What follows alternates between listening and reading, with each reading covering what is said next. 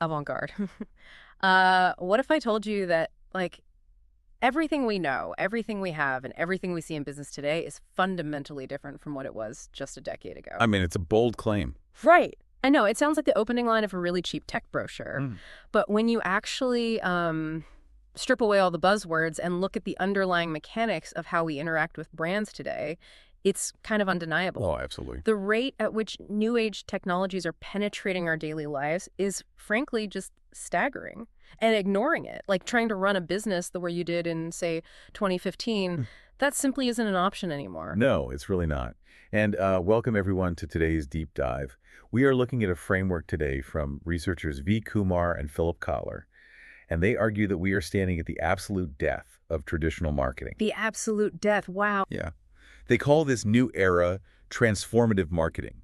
And today, you're going to learn how the convergence of 8 specific new age technologies is completely reshaping the landscape. We're moving away from a purely digital frontier into one driven by human mimicking intelligence. Human mimicking intelligence. Okay. Right. And for anyone running a business, leading a team, or really just trying to understand where the economy is going, understanding this shift is critical because it reveals exactly how you can create hyper-personalized, immersive experiences that deliver superior value to your customers and, well, society at large. Okay, let's unpack this because I want to push back on that almost immediately. Go for it. Because the idea that everything has fundamentally changed, it sounds like hyperbole. Like we still buy things, we still see ads, we still deal with customer service. Sure, the end result looks similar. Exactly. When I hear human mimicking intelligence, my first thought is that we're just talking about a slightly better chatbot on a website. Yeah, that's a super common misconception. But Kumar and Kotler are arguing that this isn't just an upgrade to existing tools. They are tracking a historical progression that shows a complete evolutionary leap. Right, because we didn't just wake up yesterday and suddenly have algorithms predicting our supply chain needs. There was a long, slow buildup to this, wasn't there? Absolutely.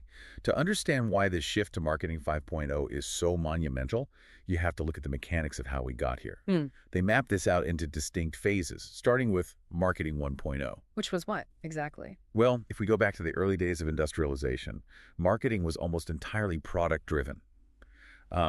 Think about the classic Ford Model T example. Oh, right. You can have any color you want as long as it's black. Exactly. The entire focus of a company was on the factory floor. What could they produce efficiently? What were the physical features of the product itself? The communication was entirely one way. It was incredibly utilitarian. Like, here is a refrigerator. It keeps your food cold. Buy it. Right. There was no nuance, no segmentation. So what changed? Well, eventually the market saturates. Competition increases. Consumers suddenly have choices between 3 different refrigerators. So we moved to Marketing 2.0, which became customer-oriented. Okay, so focusing more on what the buyer actually wants. Yes. Businesses realized they couldn't just yell about their product's features. They had to actually listen. This is where market research, focus groups, and customer segmentation really took off. Got it. It became about satisfaction and retention, right? Exactly. You wanted the customer to buy your refrigerator, and then 10 years later, buy your brand again because they liked the experience. Makes sense. So what was 3.0? Marketing 3.0 was a massive philosophical leap. Marketing shifted to being human-centric. Yeah. Companies started looking at consumers not just as walking wallets or, demographic data points, but as whole human beings. With complex minds and values and all that. Exactly. This is when you started seeing brands aligning with social causes, focusing on sustainability. A brand wasn't just selling you a shoe. They were selling you the idea that buying their shoes supported a healthier lifestyle or a cleaner environment. And what's wild to me is that those first 3 phases took roughly 7 decades to fully materialize. That is a long, slow burn. It really was. And for a long time, people thought 3.0 was the end of history for business strategy. Like, what else could there be beyond treating the customer as a complete human being? Right. Many experts believe that values-based approach was the peak. But then, driven by Generation Y and Generation Z, the landscape fractured. These generations were digital natives. They grew up with the internet. Exactly. Yeah. Broadband, mobile devices. That ushered in Marketing 4.0. Which is characterized by the explosion of digital media and hybrid customer journeys. It's where the physical and digital worlds started to aggressively blend. Right. Social media algorithms, online communities, massive digital ad networks. Exactly. But wait, Yeah. I know what you're thinking.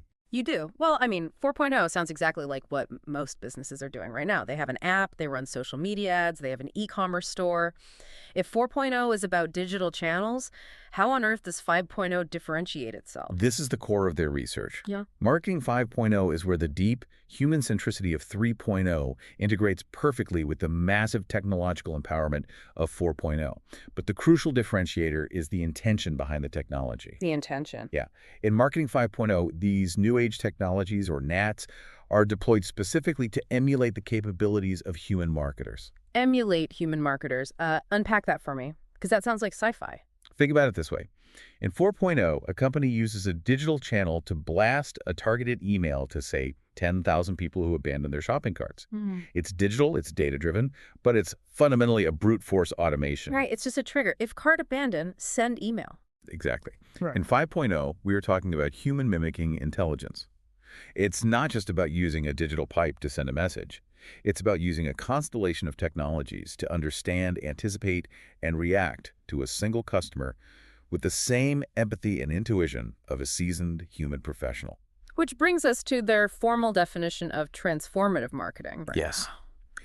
They define it as the usage of NATs and human insights to revolutionize interactions, create personalized and immersive experiences, and deliver superior value over the competition, all in exchange for profits and stakeholder benefits. It's a mouthful. It is. But if we tear it down to the studs, what does it actually mean operationally? Operationally, the first key element is that mandatory combination of technology and human insights. The technology alone is completely useless. Right. A massive neural network without human psychological insight is just a very expensive calculator. Exactly. The goal is to fundamentally revolutionize the interaction itself. It has to be highly personalized and immersive. And ultimately, it has to create a symbiotic loop that benefits all stakeholders, not just the firm. Let me try an analogy here to see if I'm grasping the scale of this. Let's hear it. Think of it like the evolution of a map. Okay. Marketing 1.0 is a printed paper map. It's a static product. It shows you the roads. It doesn't know who you are. It doesn't care where you're going. And if there's a roadblock, too bad. Yep. Completely static. Marketing 3.0 is maybe like a specialized guidebook. It's tailored to human behavior. It highlights the scenic routes because it has human insight. Right. But Marketing 5.0 is like having a hyper-intelligent digital co-pilot sitting in the passenger seat. It doesn't just know the route. It knows your calendar. It senses your current stress levels based on your smartwatch. And it proactively reroutes you to a drive-through for coffee, all while mimicking the helpfulness of a human guide. That is a phenomenal way to visualize it. The 5.0 digital co-pilot is dynamic, predictive, and intensely personalized. So if you're listening to this right now and trying to figure out how to position your company for the next decade, the practical takeaway is a violent shift in mindset. A violent shift. Yeah, you have to stop viewing your tech stack purely as a back-end IT function or as a cold automation tool meant to slash payroll. Right. You need to start viewing it as an empathetic agent that can understand and react to your customers exactly like your best human employee would. Okay, I love the co-pilot concept. But a co-pilot needs a brain, right? It needs senses, and it needs a way to communicate. It does. So let's get into the actual engine room. Kumar and Kotler outline an arsenal of 8 specific new age technologies that are driving this. Let's start with the brains of the operation, the intelligence and data engines. Okay, let's dive in. I'm talking about artificial intelligence, generative AI, and machine learning. And I want to be really clear here because these 3 terms are thrown around on LinkedIn interchangeably, and it drives me crazy. Oh, it's the worst. Yeah. People say AI when they mean a basic Excel formula. Exactly. So the authors are incredibly specific about the mechanical distinctions here, aren't they? They are. And precision is vital. Because if you deploy the wrong tool for the wrong problem, you just waste millions of dollars. Yeah. Let's start with artificial intelligence, or AI. Okay. In this framework, AI operates in the domain of continuous learning and automated decision-making. It's the overarching system that processes massive data sets, recognizes complex patterns, and then automatically triggers a response. Let's make that concrete. What's a real-world mechanism of AI acting as this automated decision maker? Think about dynamic pricing on an airline website. The AI is continuously pulling in data.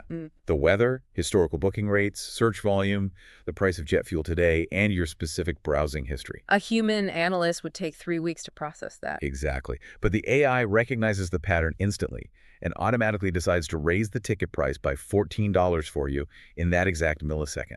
It acts as the intelligence that drives database execution. So AI is the system that learns the rules and makes the immediate tactical Oh, yeah. decisions. Then we have generative AI, or GAI, which is obviously the darling of the tech world right now. How does the text classify GAI within this triad? Generative AI is a very specific subset that focuses entirely on synthesis and creation. Traditional AI is analytical. It predicts an outcome or chooses an action from pre-existing options. Generative AI actually creates net new data, new content, or new solutions. So it's moving from analysis to actual creation. Precisely. If traditional AI is the brain that understands the rules, GAI is the creative engine. Can you give me an example of that handoff? Sure. Say a brand wants to send an email to a customer who just bought a tent. Traditional AI decides when to send the email and which complementary product to suggest, maybe a sleeping bag. Okay, AI makes the decision. Right. But the generative AI actually drafts the copy of the email, adjusting the tone to match the customer, and dynamically generates a unique image of that specific sleeping bag sitting next to the exact model of tent the customer bought in a forest setting that matches where they live. That is wild. It creates the asset on the fly. But to do that, both the AI making the decision and the GAI generating the image need an underlying foundation of analytics. And that's where machine learning comes in, right? Yes, machine learning ML is fundamentally an analytics-oriented technology. It's the core mechanism by which these systems actually acquire their knowledge. So it's building the models. Yes, statistical models that allow computers to learn without being explicitly programmed line by line. The absolute key metric for ML is predictive accuracy. So ML is the math happening underneath everything else. Exactly. ML crunches the historical numbers. AI uses those ML models to make real-time decisions. And generative AI is this specialized tool called upon to create bespoke content based on those decisions. It is a phenomenal triad, but I want to stop for a second because it's very easy to fall into a utopian trap here. Oh, definitely. We talk about these tools as if they are magic wands, but the authors dedicate significant space to the friction points. They provide a detailed breakdown highlighting severe firm challenges and user challenges. We cannot gloss over these. You're entirely right. The implementation of these engines is incredibly fragile. Mm. For AI, one of the primary firm challenges is massive integration complexity. Because you can't just plug an AI into a 20-year-old CRM system and expect magic. No. The data architecture usually has to be completely rebuilt from the ground up, which is an astronomical cost. But beyond the cost, there's a massive operational liability, which the authors refer to as the black box problem. Explain the mechanics of that. The black box problem occurs when a deep learning network becomes so complex that even the data scientists who built it cannot explain exactly how the AI arrived at a specific decision. It teaches itself through millions of hidden layers. Right. But why is that a business problem? If it works, who cares how it thinks? Because it's a massive liability for compliance and trust. Imagine a bank using AI to assess credit risk.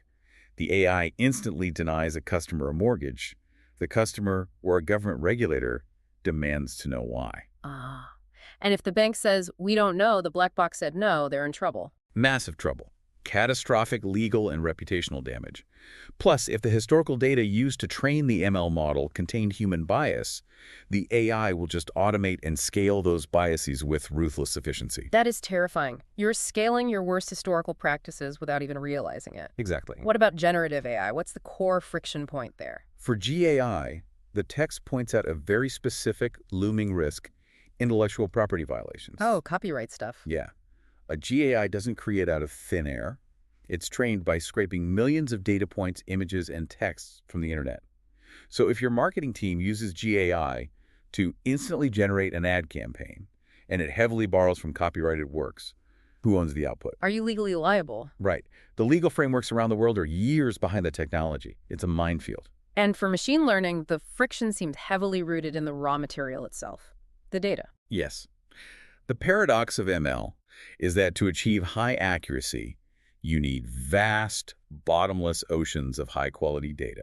But simultaneously, there are incredibly strict regulations regarding data collection and privacy. Users are aggressively locking down their digital footprints. Exactly. So the firm challenge is, how do we feed our hungry ML models while strictly adhering to privacy laws?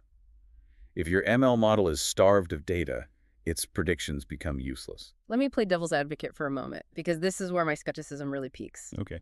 If we somehow solve the data privacy issue, and if ML is perfectly predicting our behavior and GAI is instantly creating hyper-personalized content to target us based on those predictions, aren't we just automating the human marketer entirely out of the equation? It's the most common fear in the industry right now. Right. Why do I need a marketing department if I have a machine that can analyze, predict, decide, and create perfectly on its own? But if you look at the synthesis of Kumar and Kotler's argument, the goal of Marketing 5.0 is emphatically not to remove human insight. The goal is to mimic human marketers in order to scale empathy. Scale empathy. Break that down for me. Think about a legendary small-town shop owner from 60 years ago. Let's call him the local tailor. Right. He knew every single customer's name. He knew that Mr. Smith liked a wider lapel and hated the color green. When Mr. Smith walked in, the tailor offered incredibly bespoke, empathetic service. The pinnacle of human-centric marketing. Exactly. But here's the problem. That Taylor could only do that for maybe 200 people in his entire life. It doesn't scale. He hits a physical and cognitive limit. Right. What AI, GAI, and ML allow an enterprise to do is offer that exact same level of small-town tailor personalization to 50 million customers simultaneously, in real time. So the machine provides the scale. Yes. However, the human insight is absolutely mandatory to dictate why the technology is deployed in the first place. So the human defines the destination, and the machine figures out the optimal way to drive the car there for 50 million different passengers. Yes.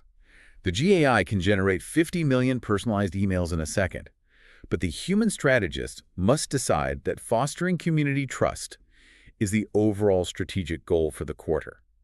The machine executes the tactic. The human defines the purpose.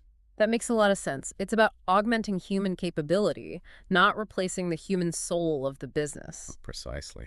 So if you're listening to this trying to figure out your first move, the practical takeaway regarding these intelligence engines is this. You must audit your business's data collection layer immediately. Immediately. You cannot effectively use AI or ML if your foundational data isn't clean, organized, and legally compliant. If your customer data is scattered across 5 messy spreadsheets, throwing AI at it will only magnify your chaos. Data sanctity is the bedrock. Without it, the transformation collapses before it begins. Okay, so we've spent a lot of time on the brains of the operation, the analytics, the learning, the generation. But a brain in a jar can't actually do anything. No, it needs to interact with the world. Right. It needs senses to perceive the world and hands to interact with it. So let's transition to how these digital intelligence engines actually interface with our physical environments. The physical and immersive connectors. Yes. The text outlines 4 specific NATs here. The Internet of Things, robotics, drones, and the metaverse. These are the tools that rip the digital world out of the screen and force it into our physical reality. Let's start with the sensory organs. The Internet of Things, or IoT. I used the analogy of a central nervous system earlier, but let's dive into the actual mechanics. How does this work for a business? The Internet of Things is fundamentally about giving physical objects virtual addressability. Virtual addressability. Yeah, embedding sensors, software, and processing ability into everyday objects so they can exchange data over the Internet. These are the nerve endings. They collect raw data from the physical environment, temperature, motion, proximity, and send it back to the central AI brain. Let's look at a concrete example. How does a brick-and-mortar retailer use IoT to bridge the gap between a physical store and digital analytics? The text highlights a brilliant example. Cooler screens. These are being used by massive retailers like Walgreens. Instead of traditional clear glass doors on the refrigerated sections, they install high-resolution digital screens. Okay. But these aren't just TVs playing ads. They are packed with IoT sensors. Motion detectors, eye-tracking cameras, proximity sensors. So the fridge door is literally watching the customer. Well, yes, in a sense. When a customer walks down the aisle, the sensors detect their presence. The screen might dynamically shift to show iced coffee in the morning or sports drinks after a local high school football game. Wow. But more importantly, the sensors are collecting data. How long did the customer stand there? Did their eyes linger on a specific brand of soda before they chose a different one? That is incredible. They're basically recreating the data analytics of an e-commerce website, like clicks and dwell time, but in a physical grocery aisle. Exactly. IoT turns a static physical environment into a smart, responsive ecosystem. Okay, so IoT provides the senses. Now let's talk about the hands. Yep. Robotics. We usually think of robots as giant, dumb, mechanical arms welding car frames in a factory. But the shift in 5.0 is bringing them out of the factory, right? Yes. The evolution here is toward autonomous, interactive robots. We are moving to machines that use ML and AI to learn, navigate dynamic environments, and provide personalized service. The physical form factor is becoming a delivery mechanism for the digital intelligence. Give me a real-world application where a consumer is actually interacting with a robot in a service capacity. The hospitality industry is a great testing ground. The text mentions the Aloft Hotel in Dallas. They deployed a robot butler named Savioki. A robot butler. Yeah. If a guest calls down to the front desk at 2:00 a.m. because they forgot their toothbrush, instead of a tired human staff member leaving the desk, they load the toothbrush into Savioki. And it just goes. It autonomously navigates the hallways, uses IoT to communicate with the elevator system, travels to the correct floor, navigates to the room, and calls the guest's room phone to alert them of the delivery. It's the physical manifestation of automated customer service. Exactly. And then expanding on that physical reach, we have drones, unmanned aerial vehicles. Right. If robotics is about navigating the floor plan, drones are about conquering the airspace. We hear about drones constantly for photography, but how are they functioning as a marketing or business connector in this framework? Drones represent a massive leap in logistics. Yeah. Their primary commercial application right now is fast last-mile delivery. By utilizing autonomous drones, a firm can bypass street-level traffic. It allows for a physical touchpoint with the customer that is incredibly fast. And they can act as flying sensors too, right? Yes, flying IoT sensors. Businesses use them for remote monitoring of agricultural yields or gathering real-time spatial data that feeds back into the central AI. So we have IoT sensing the world, robots acting in it, and drones flying over it. But there is one more connector on the list, and it's arguably the most polarizing, the metaverse. Ah, yes, the metaverse. Now, my immediate reaction to the metaverse is that it was a pandemic-era fad. Everyone bought a VR headset, played with it for a week, and then put it in a closet. How does the text validate the metaverse as a foundational 5.0 technology? It's crucial to look past the hype cycle. The authors describe the metaverse not just as a clunky VR game, but as a persistent, interconnected ecosystem that seamlessly merges physical and digital realities. It is the ultimate immersive environment. But how does a non-tech brand actually utilize that? I can't imagine buying paper towels in the metaverse. You might not buy paper towels, but you might engage with a brand in a way that builds massive loyalty. Okay, like what? The text points out major consumer brands like Nike and Chipotle building highly successful virtual experiences. They aren't just replicating their websites in 3D, they are building community events. Oh, like Coca-Cola. Exactly. Coca-Cola celebrated its anniversary by creating digital collectibles modeled after the bubbles inside a Coke bottle and dropping them into a shared metaverse environment. It created a massive global brand event that transcended physical geography.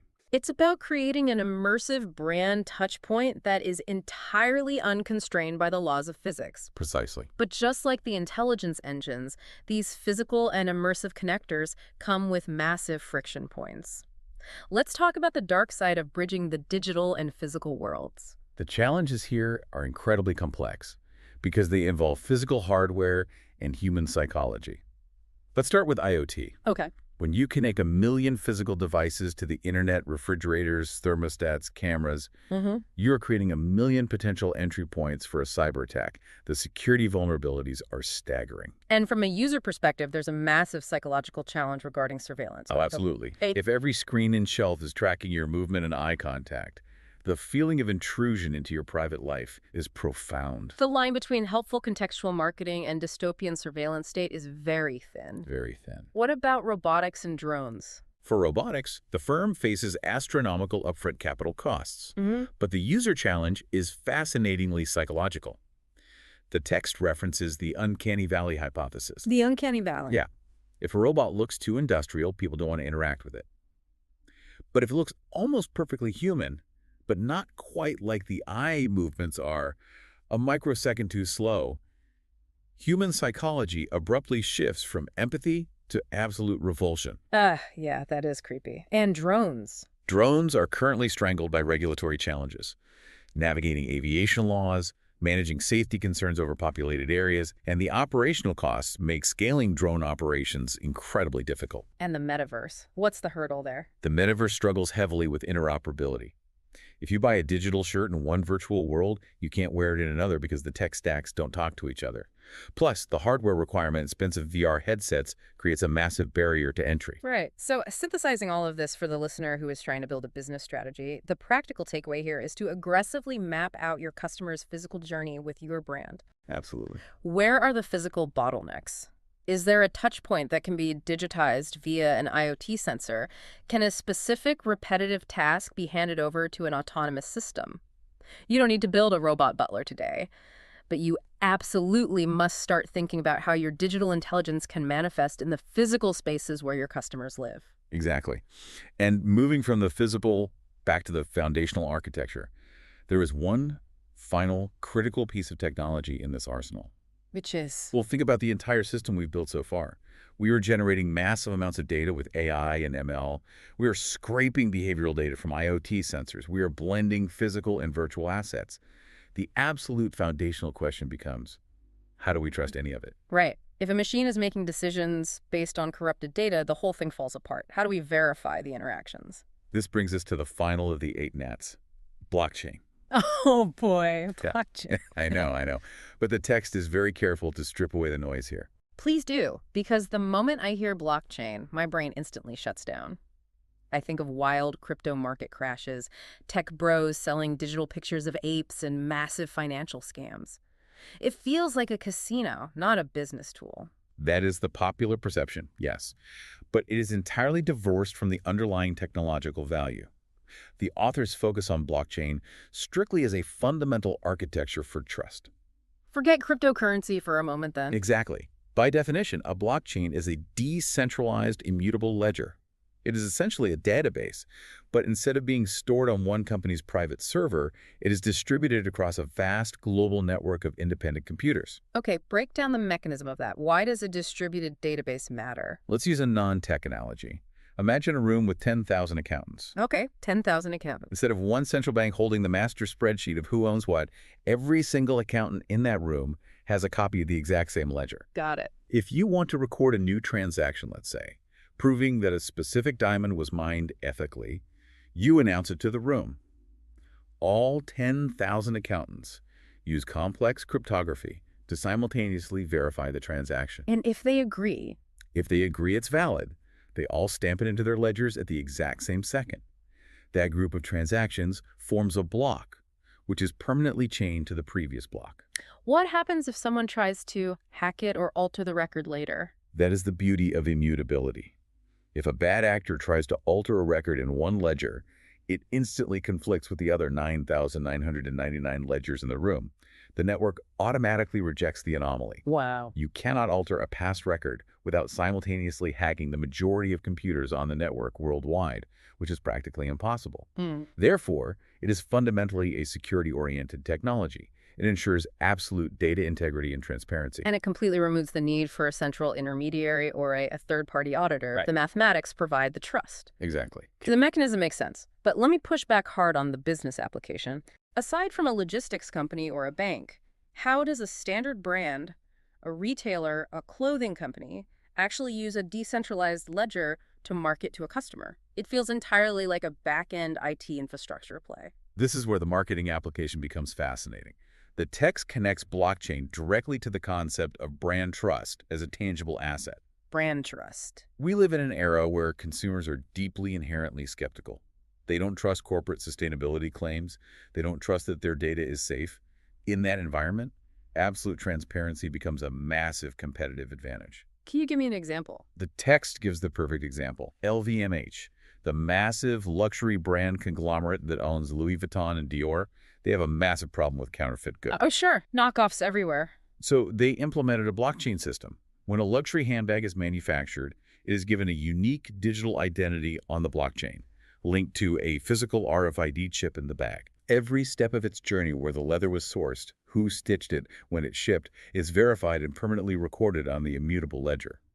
When a customer buys that bag, they can scan it with their phone and instantly view the entire mathematically verified history of the product. Wow, so they can literally prove authenticity. They aren't trusting a marketing brochure, they're trusting the cryptography. Exactly. Or look at the text's mention of Indonesia's plans to implement blockchain for global trade supply chains. By using blockchain, a coffee company can transparently prove to the consumer that the beans were ethically sourced and farmers were paid fairly. When you market that immutable transparency, you are directly solving the customer's anxiety. Yes, the blockchain isn't just a database, it becomes the mathematical proof of your brand's integrity. That is a profound shift in perspective. But surely, deploying a global network of cryptographic ledgers isn't easy. What are the friction points? The firm challenges are severe. First, there's the issue of energy consumption. The computational power required to have 10,000 accountants constantly verifying complex cryptography is massive. Environmental and cost concerns, then. Big time. Second, integrating a decentralized ledger with a company's legacy, centralized IT systems, is a total nightmare of complexity. And what about the legal side? If it's permanent, how does that work with privacy laws? That is a brilliant conflict that the text highlights. Take the GDPR regulations in Europe. They grant consumers the right to be forgotten, the right to demand a company delete all their personal data. Oh, I see the problem. Right. How do you legally comply with a demand to delete data when the core architectural feature of your blockchain is that it is an immutable, permanent record that can never be erased? It creates a massive friction point between technology and regulation. It does. So for the listener, the practical takeaway here is to recognize that in the Marketing 5.0 world, trust is no longer just a soft PR concept. It is a tangible, verifiable product feature. You need to look at your business and ask, what are my specific customers anxious about? Is it the sustainability of my supply chain? Is it the authenticity of the product? Blockchain provides the technological architecture to mathematically prove that your marketing claims are actually true. Perfectly said. Now, I've spent a lot of time dissecting the individual technologies, the intelligence engines, the physical connectors, and the trust layer. Yes, we have. But if we stop here, we miss the entire point of the book. Wait, really? Yeah. The authors explicitly state that the future of business isn't about isolated implementations. It's not about a CEO reading an article and demanding the IT team buy an AI tool. Right. A pile of cart parts doesn't get you to the grocery store. You have to build the engine. Precisely. The true transformative power lies entirely in integrated application. Chapter 1 transitions from introducing these NATs to explaining exactly how they are deployed together within the structural methodology of Marketing 5.0. It's a holistic system, not a collection of shiny objects. Exactly. So let's break down that methodology. The authors lay out a specific architectural framework. It starts with 2 foundational organizational disciplines, which then act as the launchpad for 3 interconnected marketing applications. Okay, let's start with the basement level, the foundations. The first foundational discipline is data-driven marketing. Now, everyone claims to be data-driven. Oh, it's every company's favorite buzzword. But the text defines this rigorously. This isn't just looking at a Google Analytics dashboard once a month.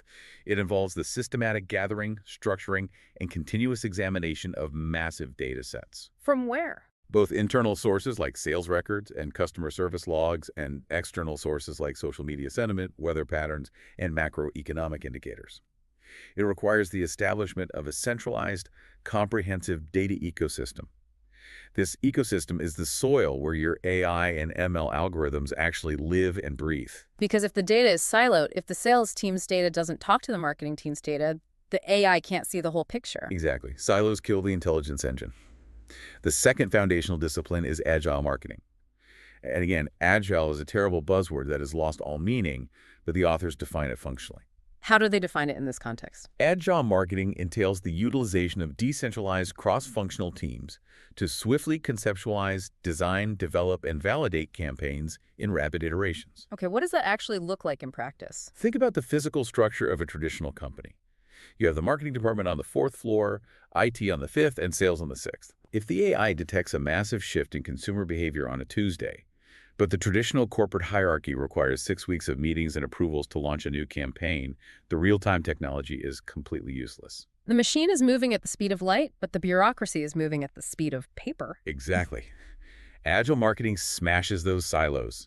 You put a data scientist, a creative copywriter, a legal compliance officer, and a sales lead in the same room or the same Slack channel and empower them to execute a campaign in 48 hours based on the AI's insight.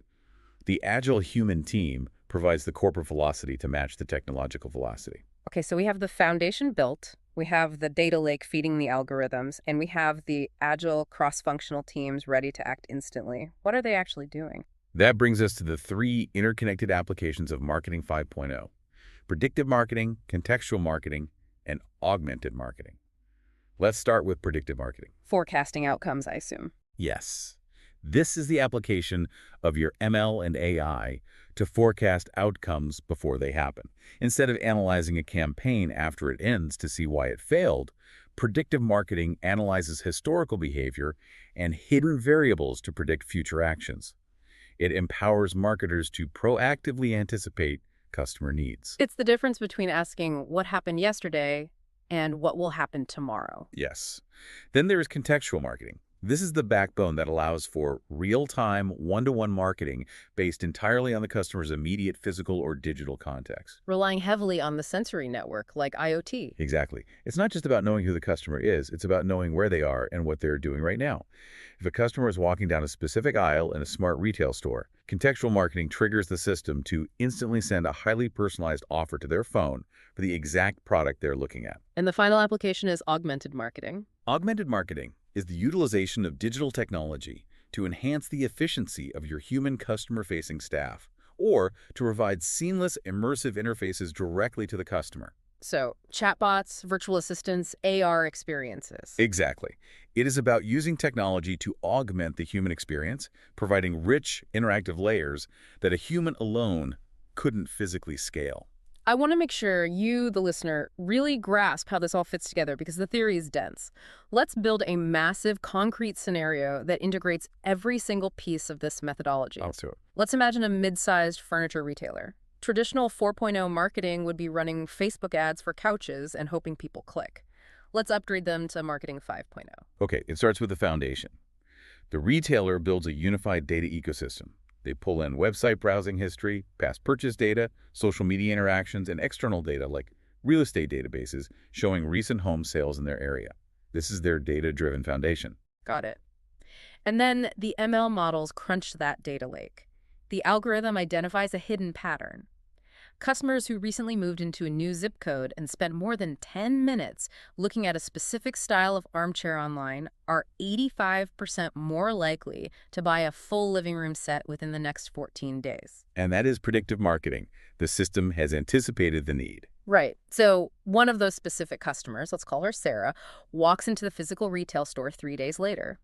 The store's Wi-Fi network and IoT beacons instantly recognize the retailer's app on her phone. The system knows Sarah is in the building. Yep. As she walks toward the living room section, the beacon triggers a notification on her phone.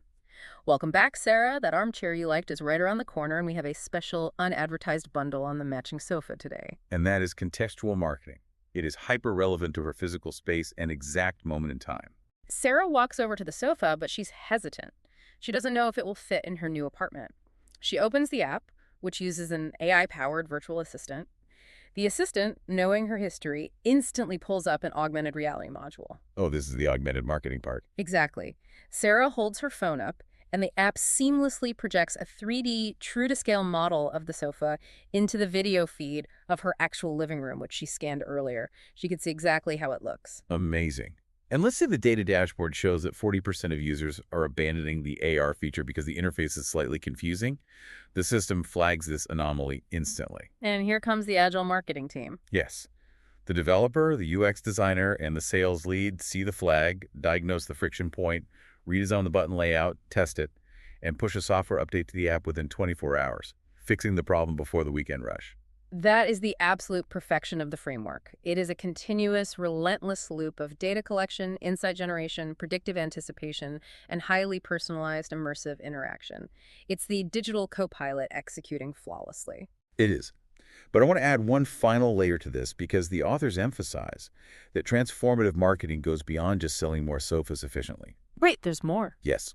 The text explicitly notes that these technologies, when deployed through this 5.0 methodology, possess the power to address massive, systemic societal issues. How so? Because up until now, we've just been talking about corporate efficiency and retail profits. The authors argue that by utilizing these NATs, businesses can accelerate progress and open opportunities that close the generation gap, reduce prosperity polarization, and bridge the digital divide. Give me an example of that sale of impact. Think about using predictive AI and contextual IoT not just to sell shoes, but in healthcare, to develop precision medicine that proactively treats diseases before they become critical, or using a massive network of IoT sensors and ML algorithms to create smart city grids that drastically reduce carbon footprints and optimize energy consumption. Wow. The ultimate goal of transformative marketing is to extend this integrated application to serve the larger good. That is the transformative part of the title. It is not just about transforming the firm's bottom line. It is about transforming the entire stakeholder experience and societal well-being.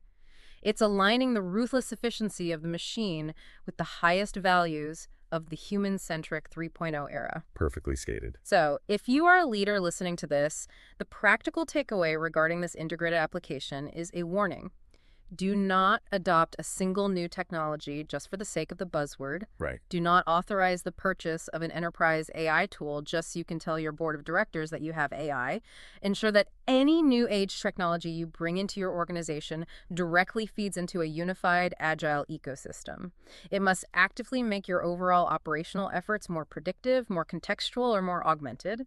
If it doesn't integrate into the holistic system, you aren't transforming your business, you are just buying expensive noise. That's entirely right.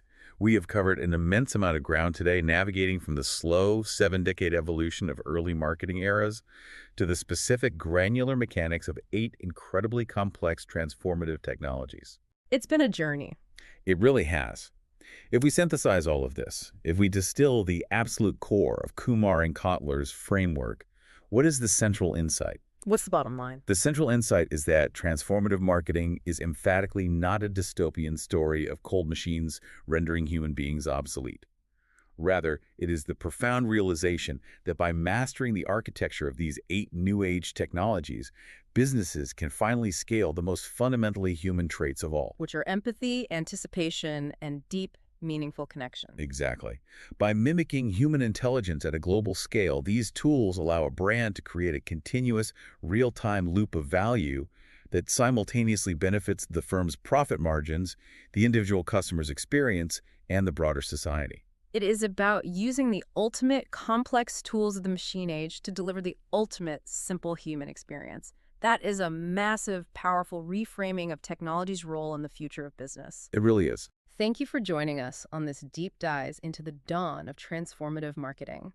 We have mapped out the arsenal of technologies at your disposal, explored the friction points of their implementation, and built the structural framework for how they must integrate to survive the next decade. Thanks for having me. But now you have to look at your own organization and ask yourself the hard question. How exactly do you plan to deploy these tools to not just drive your quarterly profits, but to actually improve human lives? Think on that. Because next time, we will explore the incredible mechanics of building brand loyalty and making those meaningful connections within a Marketing 5.0 reality. See you next time. So imagine you walk into a retail store, right? Somewhere you have never, ever visited before in your life. Okay, setting the scene. I like it. Yeah. You cross the threshold, and before you even reach the main floor, a salesperson walks right up to you. And they don't give you that generic, can I help you find anything greeting. Instead, they hand you the exact pair of running shoes you were just looking at on your phone last night. Oh, wow. Yeah, that's immediate. Right. And they have them in your exact unusual half size. And they know you prefer, like, a wider toe box because of your purchase history from 3 years ago at a completely different company. That is very specific. Exactly. And then they just casually mention that these shoes would be perfect for the marathon you just registered for online. I mean, honestly, creaky. Absolutely creepy. But what if I told you that this exact level of hyper-personalization, driven by this massive, complex web of artificial intelligence sensors and data ecosystems, is actually the only way businesses are going to survive the next decade? Yeah, that really forces us to confront a kind of uncomfortable idea about the future. How so?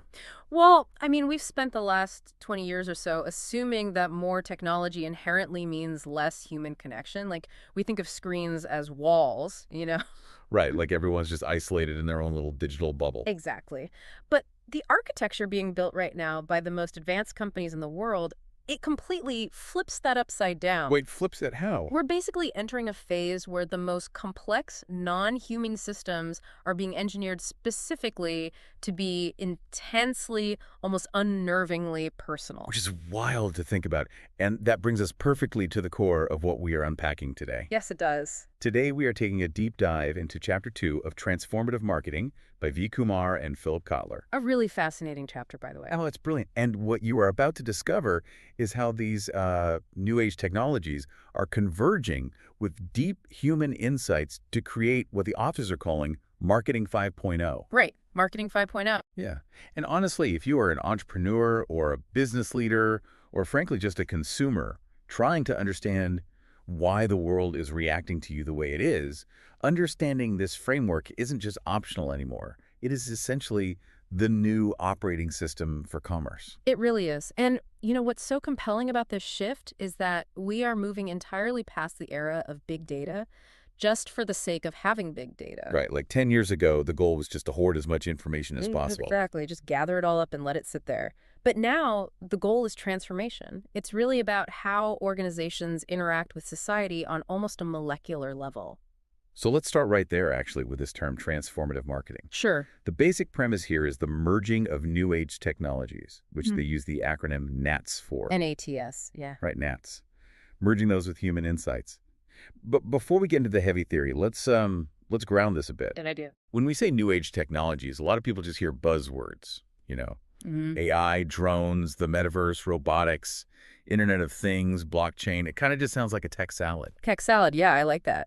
But how do these things actually connect to form a cohesive marketing strategy? Well, that is a really critical distinction to make early on. These aren't just isolated gadgets. You have to think of them as organs in a single body. Organs in a body. Okay, break that down for me. So take the Internet of Things, or IoT, Right. which is essentially just putting tiny internet-connected sensors into physical objects like your smartwatch, your fridge, or maybe a retail store shelf. Okay, so they're everywhere. Right, and that is the nervous system. It collects the sensory input from the world. Ah, I see. Then you have artificial intelligence, which is the brain.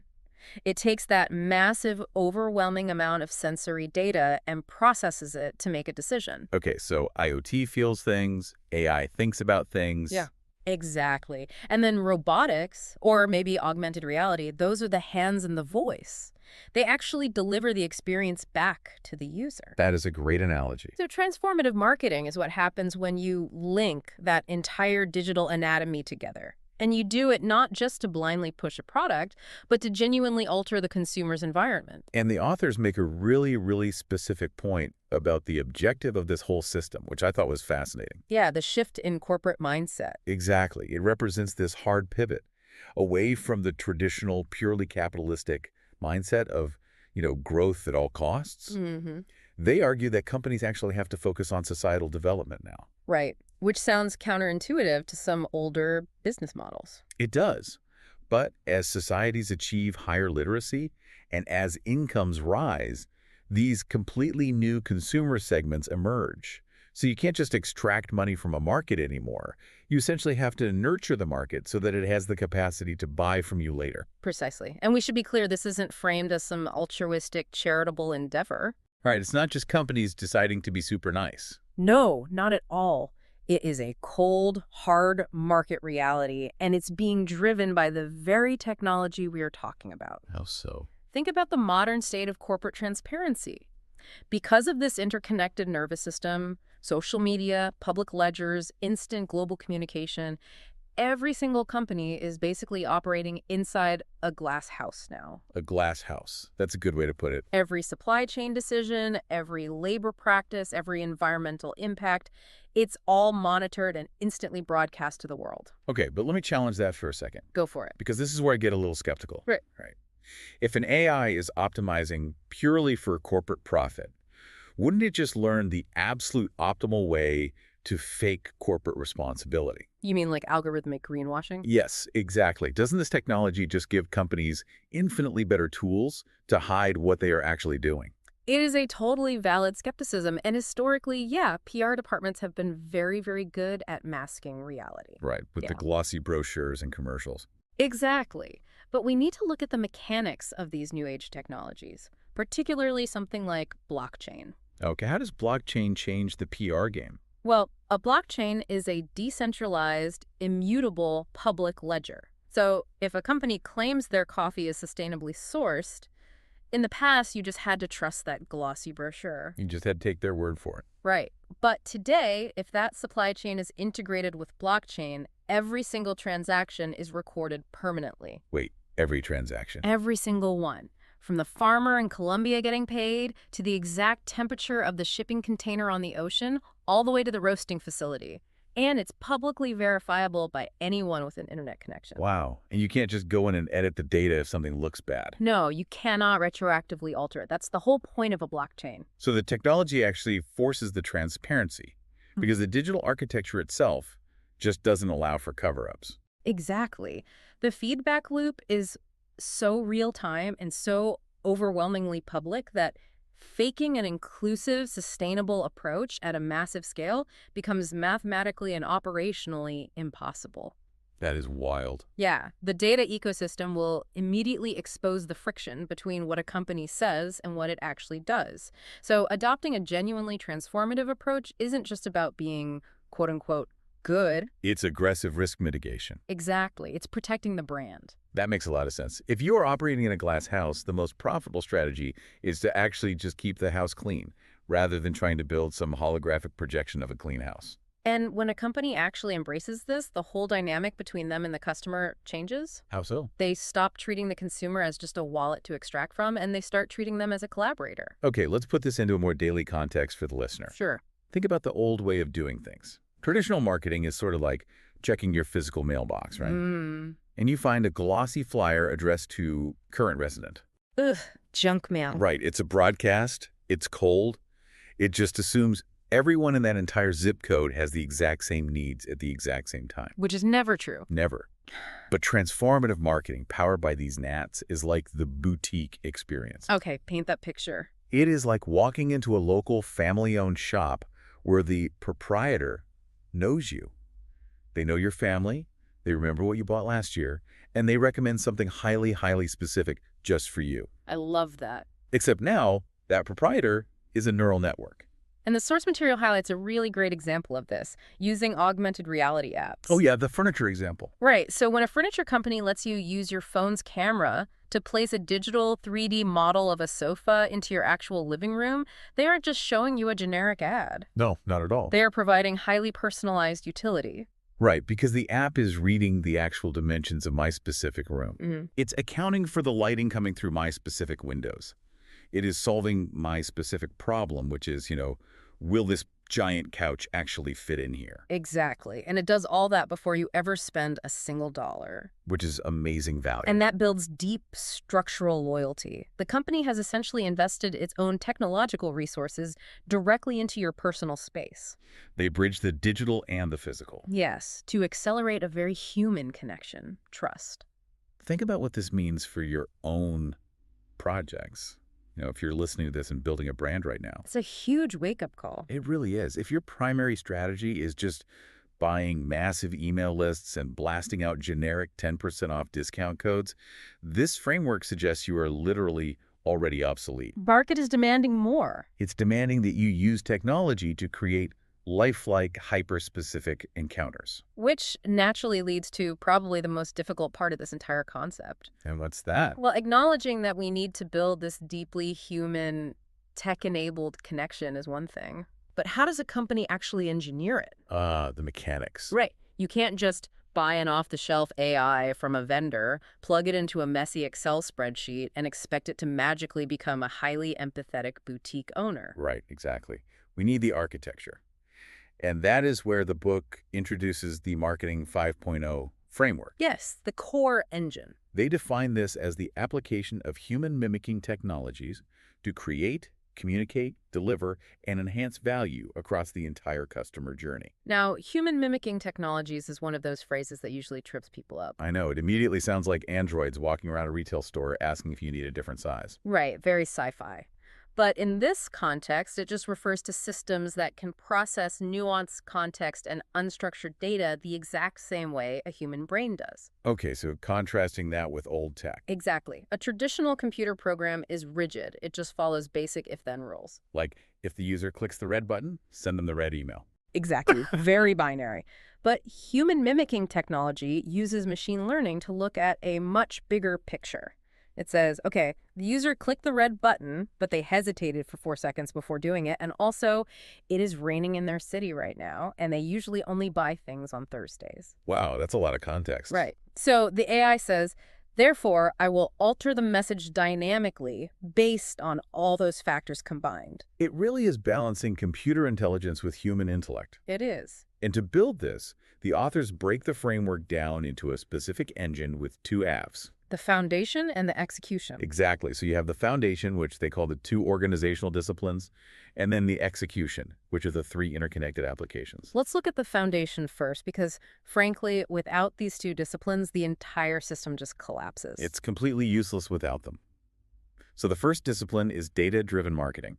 Which I know sounds incredibly basic at first glance. Oh yeah, every company on earth claims they are data-driven right now. They claim it, sure, but very few actually have a fully functional data ecosystem. What's the difference? Well, data-driven marketing in the 5.0 context is the systematic gathering and examination of extensive data from both internal and external sources to drive literally every single decision. Okay. The problem is most companies have data silos. Ah, right. The sales team has their CRM software. The marketing team has a separate email platform. The logistics team has a completely different supply chain tracker. And none of them talk to each other in real time. So the left hand doesn't know what the right hand is doing. Exactly. A true data ecosystem means the moment a package is delayed in shipping. Oh, let me guess. The marketing algorithm instantly knows. Yes. It automatically pauses the promotional emails being sent to that specific customer. That is brilliant. Right, because you don't want to annoy them by trying to aggressively sell them more things while they are actively frustrated that their current order is lost in the mail. That is such a great distinction. It is not just about having data. It is about the fluidity of the data. Fluidity, exactly. Which perfectly sets up the second foundational discipline, agile marketing. Now, I know agile is a major trigger word for a lot of people in business. Oh, it is the ultimate corporate jargon. It really is. Every startup says, oh, we're an agile team. Mm-hmm. And usually, that just means they have zero plan and they use a chat app to complain to each other all day. Yeah, the term has definitely been abused, but here, in this framework, it has a very strict mechanical definition. Okay, let's hear it. Agile marketing is the utilization of decentralized, cross-functional teams to swiftly conceptualize, design, develop, and validate campaigns. Okay, let's break down the words decentralized and swiftly, because I feel like that is where the actual magic is. It really is. So imagine your data ecosystem flags a massive, unexpected trend. Let's say a 15-year-old on TikTok just went super viral, wearing some obscure, discontinued jacket your company makes. Happens all the time now. Right. And your data catches that massive spike in searches immediately. If you have a traditional, centralized corporate structure, the marketing coordinator sees the data, writes a proposal, sends it up to the manager, who then takes it to the VP. Who schedules a meeting for next week. Exactly. Who approves the budget for a campaign 3 weeks later. And by then, the TikTok trend is completely dead. Dead and buried. But dynamic capability means your team knows how to mutate. Mutate. Yeah. An agile team in Marketing 5.0 is empowered to bypass all that bureaucracy entirely. Wow. The data signals the trend, and the cross-functional team, which by the way includes a data scientist, a creative, and a supply chain manager all in the same room, they immediately shift budget, spin up new ad copy, and check inventory levels within hours. Hours, not weeks. Right. They're reacting directly to the nervous system. So to use our earlier analogy, the data ecosystem is the nervous system feeling the environment. Yes. And agile marketing is the muscle reacting instantly to the pain or the pleasure. That is the foundation. Now, how does that muscle actually execute? Right, the fun part. This brings us to the 3 interconnected applications. This is where the new age technologies really take the wheel. So the first application is predictive marketing. This feels like the holy grail for any business. Oh, absolutely. It's using machine learning and analytics to anticipate the outcomes of a marketing endeavor before it even begins. And we really need to explain the mechanics of how a neural network predicts human behavior. Because a lot of people think it's magic, but it is just math. Just complex math. Right. Predictive modeling looks at historical patterns that are just far too complex for a human analyst to ever see. The classic example of this, and it is a wild one, honestly, is the massive retailer Target. Oh, the pregnancy story. Yes. Yeah. Years ago, they famously figured out how to predict if a female customer was pregnant, sometimes before her own family even knew she was pregnant.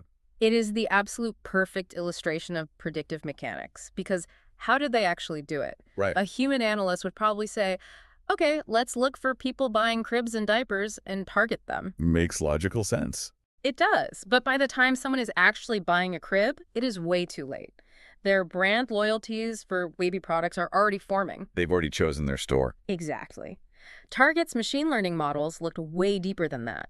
They analyzed massive data sets of women who had voluntarily registered for baby showers, and then they looked backward at their purchase history for the months prior. And the algorithm found the invisible correlation. It's visible to us, yeah. It wasn't the obvious things. It was a sudden shift to buying unscented lotion. Right. It was the purchase of specific vitamin supplements like calcium, magnesium, and zinc. It was buying larger bags of cotton balls, things that seemed totally unrelated. Exactly. Individually, if I buy unscented lotion, it means nothing. Right. But the neural network weighs hundreds of these weird variables simultaneously.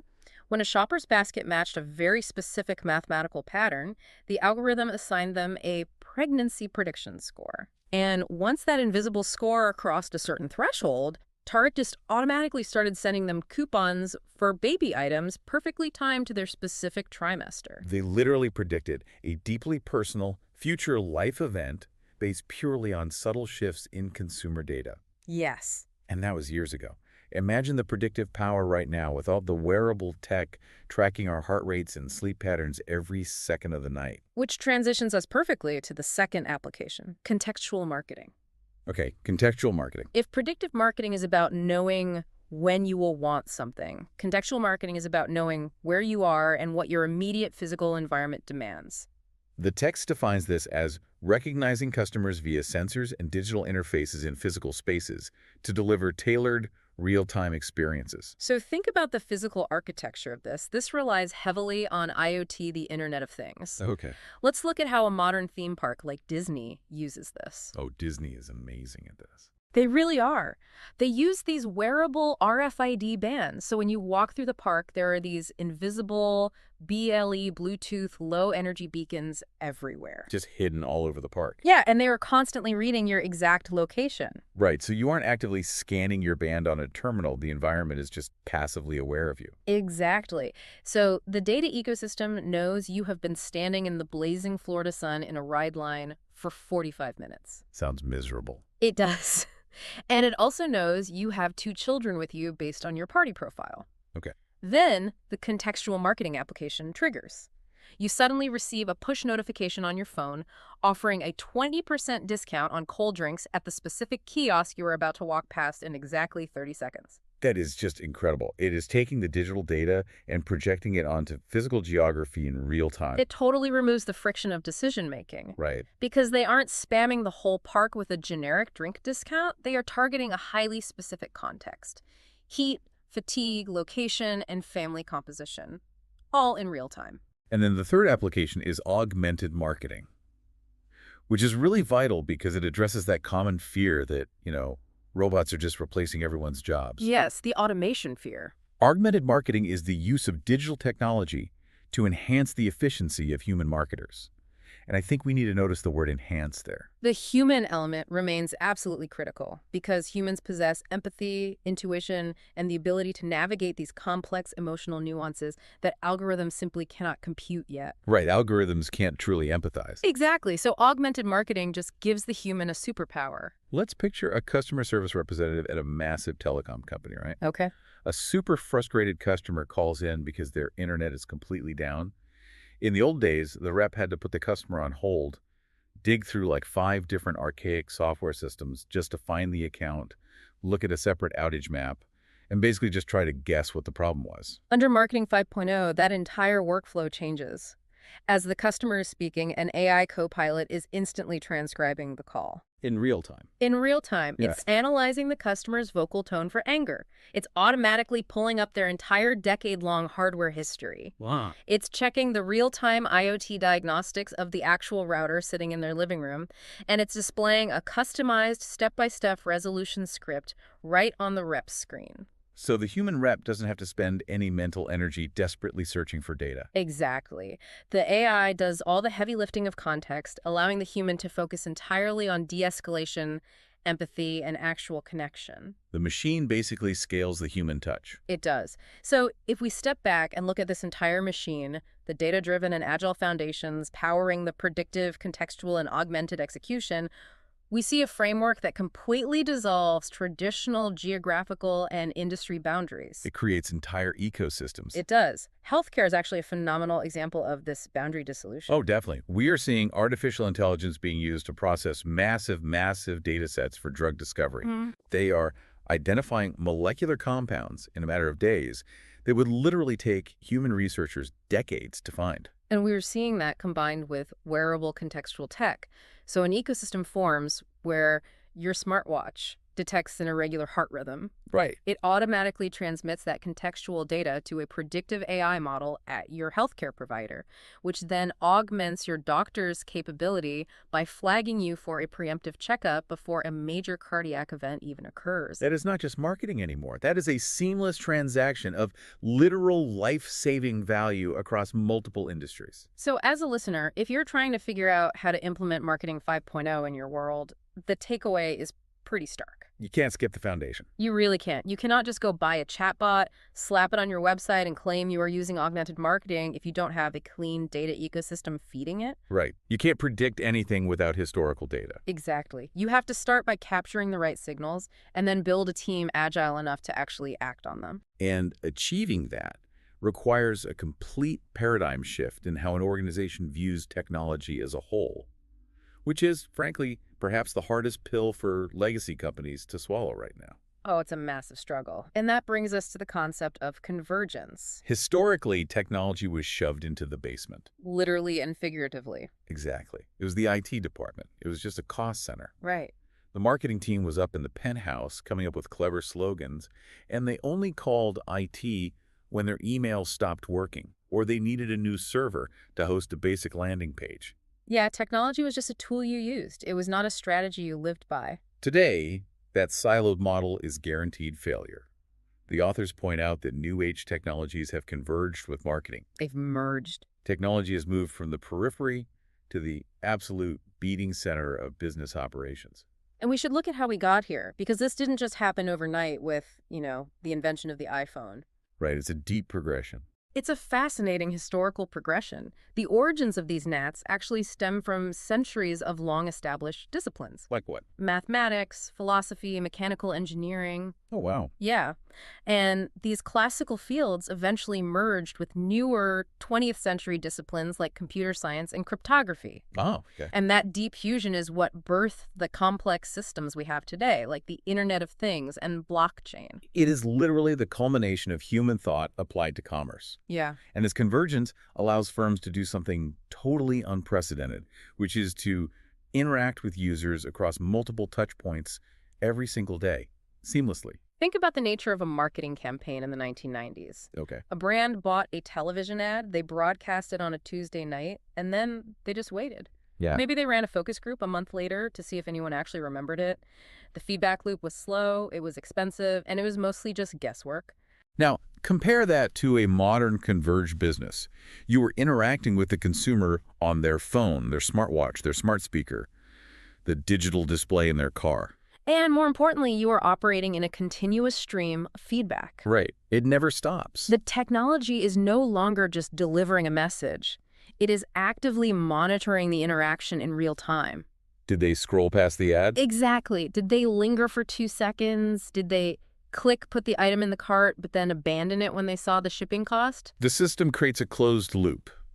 That real-time knowledge is instantly fed back into the predictive and contextual engines to develop a slightly more personalized offering for the very next interaction, millisecond by millisecond. It is a self-improving organic engine. which means the role of the modern leader has fundamentally changed. Dramatically. You can no longer just be a creative visionary who delegates all technical understanding to some CTO. No, you can't. The modern marketer must understand what technology to employ, how the underlying architecture works, and when and why it works across different cultures and demographics. Technological fluency is just no longer optional. I like to think about this like the evolution of the automobile dashboard. Okay, let's hear it. In the era of traditional marketing, running a business was kind of like driving a classic 1960s muscle car. The dashboard had a speedometer and a gas gauge. Keep it simple. Right. You looked at those two metrics, maybe sales volume and quarterly profit, Sure. and you basically drove based purely on your gut feeling of the road. And today? Today, a converged NAT business is like driving a high-end modern electric vehicle. Okay. The car is essentially a supercomputer on wheels. The dashboard isn't just reporting your speed anymore, it is actively driving the experience. Right, it's taking over. It is analyzing the road conditions a mile ahead of you. It's adjusting the individual suspension on each tire in real time. It's monitoring the battery temperature down to the degree. And it's automatically routing you around traffic accidents before you even see them. That's a perfect analogy. Because if you sit in the driver's seat of that supercomputer and your only skill set is reading a gas gauge, You are going to crash. you're going to crash. You have no business driving that car. Exactly. You cannot outsource the understanding of the machine. Technology is the primary lens through which the entire customer journey is designed. It is the fabric of the experience. Which forces a very practical question for our listeners. What's that? Understanding the supercomputer conceptually is great. But if you are a business leader, how do you actually build it? Right. How do you know if your technology is actually giving you a sustainable advantage or if you are just buying the exact same software as everyone else? We need the strategy playbook. Yeah. And Kotler and Kumar provide a brilliant one here. They do. They explain that successfully implementing these new age technologies requires unifying three distinct elements within an organization: resources, capabilities, and strategies. We really need to dissect these because the distinction between a resource and a capability is where most companies completely fail. Let's start with resources. The text defines resources as a firm's physical, human, and organizational capital. These are the tangible and intangible assets an organization can draw upon. Your cash reserves, your patents, your physical servers, and all that raw data you've collected. But having resources does not equal having an advantage. Blockbuster is a classic example, right? Exactly. Blockbuster had incredible resources, thousands of physical stores, massive global brand recognition, really deep pockets, and they still completely vanished. So how do you know if a resource actually matters? To understand that, the authors introduce the VRIO framework. VRIO. Okay, walk us through it. The VRIO framework is an absolute cornerstone of strategic management. It basically asserts that a sustained competitive advantage in SCA only occurs when your resources hit 4 specific criteria simultaneously: And those are? value, rarity, imitability, and organization. Let's break it down. So value is pretty obvious. Does the resource help you exploit a market opportunity or neutralize a threat? Right. If you have a massive warehouse full of obsolete fax machines, it's technically a resource, but it has zero value. Makes sense. Then rarity means you possess it, and your competitors largely do not. Exactly. And the O at the end is organization. Okay. Meaning, is your company actually structured in a way that allows you to capture the value of the resource? Like having a genius employee you don't listen to. Yes. You might have a genius data scientist on staff, but if management refuses to listen to her insights, you are not organized to exploit that rare value. But the real battleground in the digital age, especially with NATs, is the I. Imitability, or more specifically, imperfect imitability. This is the most critical hurdle to understand, isn't it? It really is, because in the world of technology, things are notoriously easy to copy. Just copy and paste. Right. If your entire competitive advantage is that you purchased a state-of-the-art CRM software, you do not actually have an advantage. A well-funded competitor can literally buy that exact same software license tomorrow morning. So if software can just be bought and hardware can just be copied, how on earth does a tech-driven company become hard to imitate? That leads us directly to the second element of the playbook: capabilities. Okay, capability. The text defines capabilities as subsets of resources that are embedded, non-transferable, and used to improve productivity. What does embedded mean in this context? It means a true capability is deeply ingrained in the unique processes, the culture, and the historical path of the organization itself. Let's talk about why something becomes hard to imitate. There are these concepts in strategy like path dependence and causal ambiguity. Yes, important terms. Path dependence means your capability was built over a long, very specific history. And you can't just buy history. Right. And causal ambiguity means the system is so weirdly complex that even your competitors can't figure out exactly why it works so well. A really great non-tech analogy here is Coca-Cola. Okay. What is Coke's actual competitive advantage?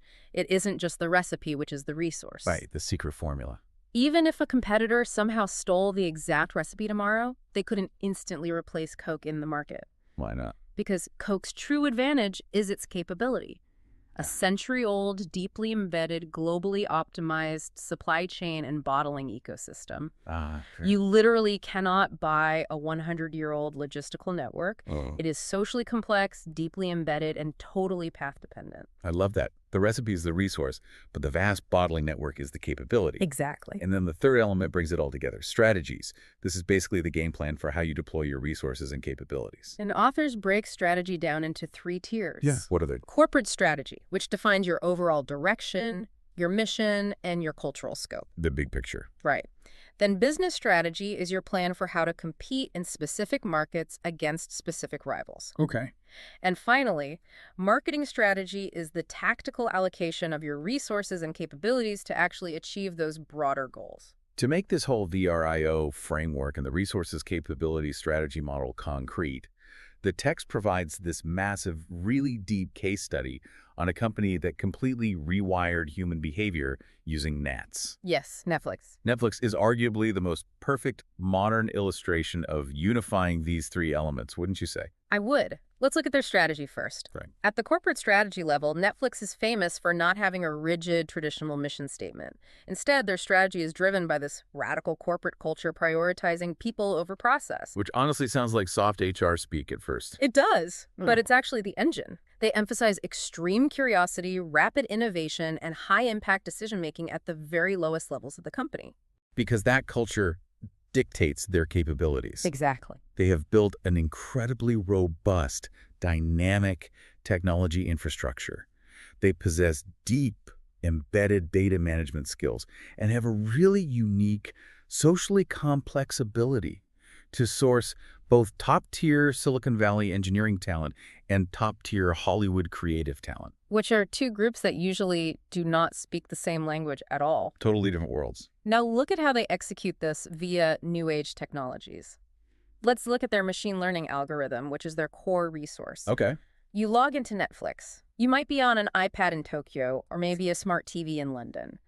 Instantly, their proprietary algorithms go to work. But they don't just show you a static list of popular movies. This is the part that is just mind-blowing to me. They don't even show everyone the same picture for a movie. No, they don't. They dynamically curate the specific thumbnail images you see based on your psychological profile. Exactly. Let's explore the mechanics of how that works. Please do. If the algorithm knows from your massive behavioral history that you watch a lot of romantic comedies, Okay. and a new movie is released that features both a romance subplot and a famous comedian, Right. the thumbnail you see on your screen will highlight the couple kissing. Because it knows I like romance. Exactly. But if the algorithm knows I prefer stand-up specials, the thumbnail I see for the exact same movie will feature the comedian making a goofy face. And the data feeding this prediction is just staggering. It is not just, what did you watch? No, it goes so much deeper. It is what day of the week did you watch it? Did you watch it on a mobile phone on the train or a TV on your couch? Mm-hmm. Did you pause it? Did you rewind a specific scene? Did you skip the intro? At what exact second did you abandon a series and never come back? All of those micro-interactions are fed into the neural network to predict future behavior. Yeah. And what is the result? They win. Netflix procures and produces titles that people actually want to watch. This saves them billions in bad content investments, reduces subscriber churn because people find things to watch faster, and allows them to generate highly targeted marketing campaigns. Let's actually run the Netflix algorithm through the VRIO framework real quick, just to prove the point. The idea. Is the algorithm valuable? Yes, it saves billions and retains customers. Is it rare? Yes, the specific tuning of their model is entirely unique to them. Is the company organized to exploit it? Absolutely. Their entire user interface is built strictly around it. Here is the linchpin. Is it perfectly imitable? No. Oh. And this is the exact trap competitors fall into. How so? A rival company, like a Hulu or a Paramount, could hire brilliant engineers tomorrow and build a machine learning model with the exact same architecture as Netflix. Right, they can basically steal the source code. They could, but the model itself is just an empty brain. It's the data moat. Exactly, the data moat. The competitor does not have the 2 decades of historical, hyper-specific user behavioral data that Netflix used to train their algorithm. Because that historical data is path-dependent. Yes. You cannot just fast-forward time to collect 20 years of viewing habits. So the algorithm without the embedded data capability is basically useless. Exactly. The competitor can copy the code, but they cannot copy the capability. So take a hard look at your own organization right now. If you're listening, run your assets through that VRIO framework. Ask yourself the hard questions. Are your resources actually rare, or are you just super proud of a software stack anyone can buy? Are you building dynamic capabilities, embedded non-transferable skills within your team that can adapt as technology shifts? Or are you vulnerable to literally anyone with a larger budget? If you are relying on imitable resources, you are living on borrowed time. You are. You must focus on building unique, socially complex organizational capital. Wow. We have covered an immense amount of ground here today. From the philosophical shifts of society to the granular mechanics of neural networks and VRIO frameworks. There's a lot to process. It is. Let's try to pull this all together. If we had to distill the absolute soul of Chapter 2, what is the ultimate insight here? The true promise of this chapter, and honestly of transformative marketing as a whole, rests on a pretty profound paradox. What's the paradox? To become a more deeply human business, to become more empathetic, more contextual, and truly socially responsible to the individual needs of our communities, we must, paradoxically, rely almost entirely on non-human, hyper-advanced machines. It is a stunning realization when you think about it. Yeah. Marketing 5.0 isn't some dystopian vision of machines replacing the human touch. Not at all. It is the realization that a human being simply does not have the cognitive capacity to scale empathy. Precisely. A brilliant boutique owner can remember the names, preferences, and histories of maybe 100 loyal customers. At best. But an artificial intelligence can remember the unique, nuanced preferences of 100 million people and dynamically alter the world to treat every single one of them like they are the most important person in the room. By understanding the mechanics of these technologies, utilizing the VRIO framework to protect your unique advantages, and building upon the absolute pillars of data-driven and agile marketing, you fundamentally transform the definition of technology itself. It stops being a cold broadcast tool used to just spam the masses. Exactly. It becomes a hyper-personalized, value-generating ecosystem.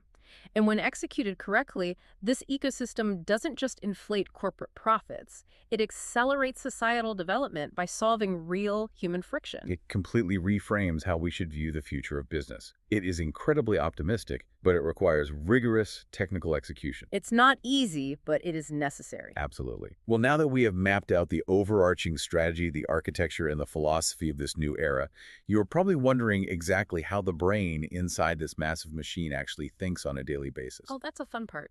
In our next deep dive, we are opening the black box of Chapter 3 to explore exactly how artificial intelligence is becoming the ultimate autonomous engine behind predictive and contextual marketing. Could be a good one. You definitely won't want to miss it. Usually, when we talk about a business revolution, there is this expectation of visibility, right? Right, like you want to actually see it happening. Exactly. I mean, think about the Industrial Revolution. You could literally see the factories being built. Yeah, the smoke in the air, the assembly lines moving. It was highly physical. Yeah. Tangible. Yeah.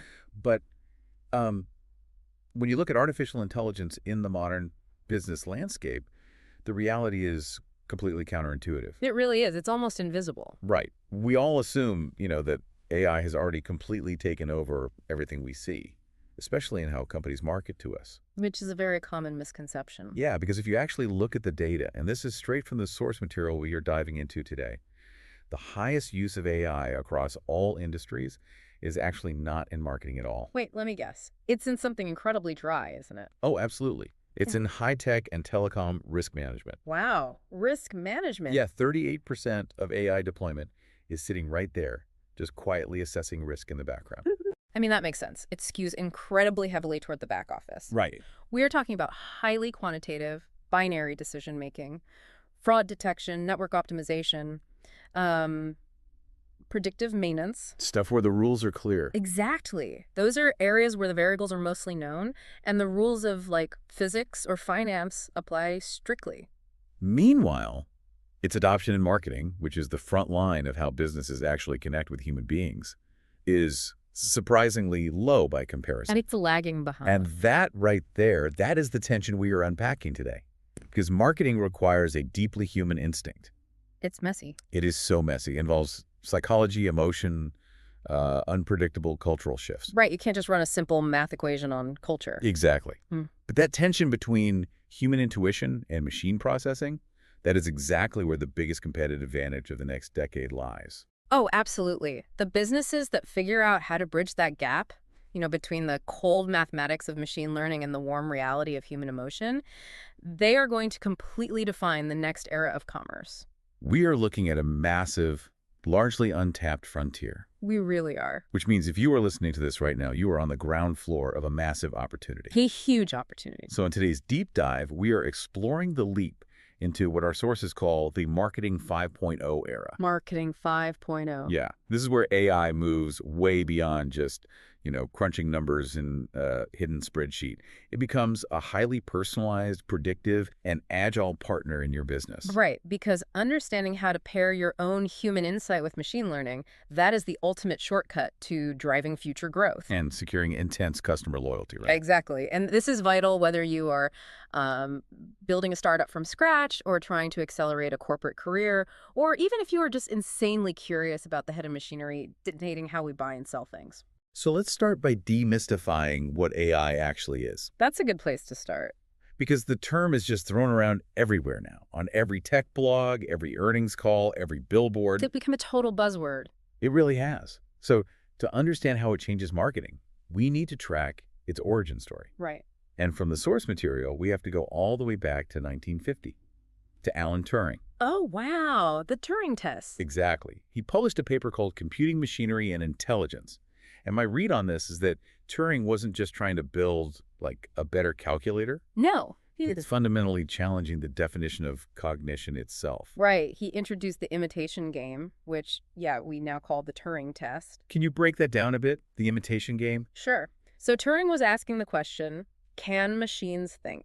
And he was asking this long before the hardware even existed to actually test the theory. Which is wild to think about. It really is. The mechanics of his imitation game were simple, but profound. How did it work? So if a human evaluator is having a text-based conversation with both a machine and another human, and they cannot reliably tell which is which, Right. then the machine has effectively demonstrated human-level intelligence. I see. He wasn't focused on how the machine arrived at the answer. He cared about whether the output was indistinguishable from human thought. But the actual term artificial intelligence didn't even exist in 1950, did it? No, it didn't. That brings us to 1956, the Dartmouth Summer Research Project. Right, hosted by John McCarthy and Marvin Minsky. And McCarthy defined it as the science and engineering of making intelligent machines. Yes. But the way they tried to build these machines back in the 50s and 60s, that is vastly different from the engine-driving marketing 5.0 today. Oh, completely different. Back then, it was what we call symbolic AI, or logic-based approaches. What does that mean, practically? Well, the early approach was heavily reliant on if-then statements. Okay. Programmers would try to manually encode every possible rule of a given domain into the computer. So, like, if a customer buys a blue shirt, then recommend a black pair of pants. Exactly. It was incredibly rigid. The machine wasn't actually learning anything. It was just retrieving human-coded logic. Right. It's just following a script. Yes, and if it encountered a scenario outside its programmed rules, it would completely break down. It had no intuition. None. It possessed no ability to adapt. And that rigidity is what leads us to the modern era, right? To neural networks and deep learning. Exactly. And I really want to spend a minute here explaining how deep learning actually works under the hood. It's important context. Because when I hear the phrase neural network, my mind immediately jumps to, like, a biological brain. Sure, most people's do. But it's not a brain, is it? It's a mathematical structure. Right. It is inspired by the biological brain, absolutely. but mechanically, it operates through layers of artificial neurons or nodes. Okay, layers of nodes. Yeah, you have an input layer where the data So enters. that could be, say, thousands of customer purchase histories. Exactly. Then you have several hidden layers in the middle. Hidden layers. Yes, this is where the actual deep learning happens. And finally, you have an output layer that provides a prediction. Let's make that really concrete for the listener. Let's say you want an AI to identify your highest value customers. Okay. You feed it a massive spreadsheet of past data. What happens in those hidden layers? Well, as the data passes through those hidden layers, the network assigns what we call weights and biases to different variables. Okay. So maybe it notices that customers who buy on Tuesdays and use a specific promo code tend to have a higher lifetime value. So it spots a pattern. Exactly. It assigns a heavy mathematical weight to that pattern. It makes a prediction, and then, and here's the really critical part, it compares its prediction against the actual historical reality. Wait, it checks its own work. Yes. If its prediction was wrong, an algorithm called backpropagation kicks in. Backpropagation. Right. It sends an error signal backward through the network, automatically adjusting all those weights and biases so it doesn't make the same mistake next time.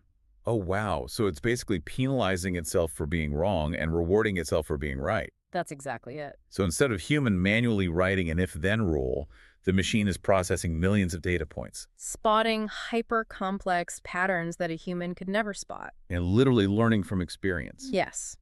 Our sources define AI from a marketing standpoint, specifically around this capability. Okay. It is a system's ability to interpret external data correctly, to learn from such data, and to use those learnings to achieve specific goals through flexible adaptation. Flexible adaptation. That phrase, I mean, that is the entire ball game, right? It really is. The system corrects its own internal logic over time without human intervention. So it's like hiring an eager new employee. Okay, I like this analogy. On day one, you give them every operations manual, every past email, every customer file ever written. A lot of reading. Yeah. Now, a traditional software program would just memorize those facts to pass a test. Right. But an AI with flexible adaptation actually reads the room. Yes. By lunchtime, it has learned the unwritten nuances of the office culture. Yeah. It knows which clients prefer formal emails and which prefer casual texts, and it adjusts its behavior accordingly. That analogy perfectly captures the shift. And it is achieved through subfields like natural language processing or NLP. NLP, we hear that a lot. Right. NLP allows the machine to parse human language not just for keywords, but for actual intent and sentiment. So it understands the feeling behind the words. Exactly. And when you combine NLP with machine learning's ability to predict future behaviors, you have a true engine for continuous learning. Which means if you're running a business, you cannot think of AI as a static tool you just buy off the shelf. No, not at all. You have to think of it as a living engine that adapts within your operations. Absolutely. And the reason this adaptation is so urgent is that the consumer is already living with it, They are far ahead of most businesses. right? Businesses aren't the only ones deploying AI. Consumers interact with it daily, and it is radically changing their baseline expectations of what a brand should deliver. Yes, the source material specifically highlights the transformative home as the first major battleground for this shift. The transformative home. Yeah, we have moved way beyond just having an internet connection. Homes are now augmented with sensors and actuators. Like Alexa and Siri. Voice assistants, exactly. Alexa, Siri, Google Assistant. And the growth velocity here is staggering. What do the numbers look like? Well, in 2019, there were roughly 3.25 billion voice assistants in use globally. The projection for 2024 hits 8.4 billion active devices. Over 8 billion. That's more than the human population. It's massive. But they aren't just setting kitchen timers anymore, are they? Far from it. Natural language processing has advanced to the point where systems like Google Duplex can make actual phone calls on your behalf. Oh, to book a haircut or the restaurant reservation. Right. And they can navigate pauses, interruptions, and complex human dialogue flawlessly. It's almost eerie. It is. The AI acts as an invisible concierge, managing smart locks, dimming lights, adjusting thermostats based on your behavioral patterns. And this extends beyond the home, too, into high-stakes environments like education. Yes, the text has a great example of this. There's this fascinating case study regarding Georgia State University. Oh, the Pounce chatbot. Yeah. So they were dealing with this massive issue called summer melt. Summer melt. Right. This is when high school seniors commit to a college in the spring, but then they fail to actually show up in the fall. They just drop off. Exactly. And the drop-off usually happens because First-generation students in particular get totally overwhelmed by the complex administrative maze. Yeah, the FSA forms, housing applications, immunization records. It's a lot. It is fundamentally an anxiety problem wrapped in an administrative bottleneck. That's a great way to put it. And the university administration couldn't possibly staff a call center 24/7 to hold the hand of every single incoming It freshman. wouldn't be scaled. Right, so they deployed an AI chatbot named Pounce. And Pounce utilized conversational AI to answer these highly specific, deeply stressful questions anytime, day or night. Right, so if a student texted at 2 a.m. asking, how do I apply my loan to my tuition bill? The NLP engine understood the intent, even if the student used slang or poor grammar. And it provided the exact link and instructions instantly. The results were incredible. The deployment of Pounce reduced summer melt at Georgia State by 22%. 22%, that is huge. It is. By intelligently answering questions at scale, the AI provided a highly personalized safety net. It removed the friction that was causing students to abandon their education. Exactly. Which proves a really important point. When AI is deployed correctly, it doesn't feel like talking to a robot. No, it feels like someone is finally listening to you. And that brings us to the most intimate integration of AI mentioned in the text. Wearables. Yes, wearables. Historically, the Internet of Things, or IoT, was mostly machine-to-machine connectivity. Right, like a sensor on a factory floor talking to a server. But wearables represent a massive shift to machine-to-human, or M2H, connectivity.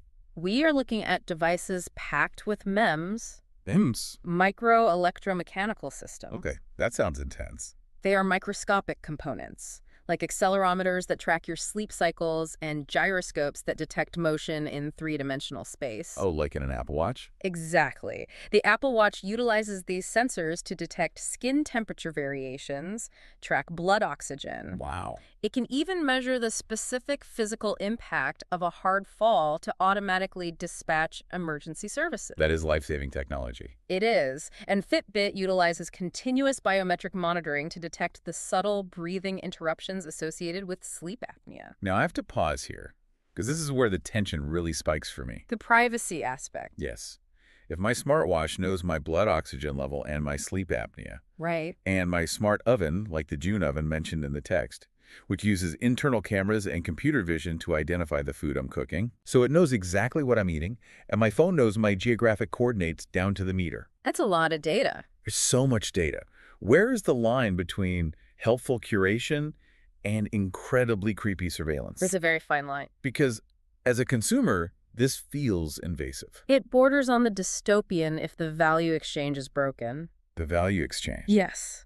The differentiator between helpful curation and creepy surveillance relies entirely on trust and transparency. Right. Consumers are willingly sharing this intimate, granular biometric and behavioral data, but only with the explicit expectation of receiving hyper-personalized value in return. So if a company collects my location data and just uses it to blast me with generic, irrelevant spam, Then they have violated that trust. You feel tracked. absolutely. But if they use that data to genuinely improve my health or save me 30 minutes of my day, Or offer a perfectly timed solution to a problem you are actively experiencing. then it feels like magic. Exactly.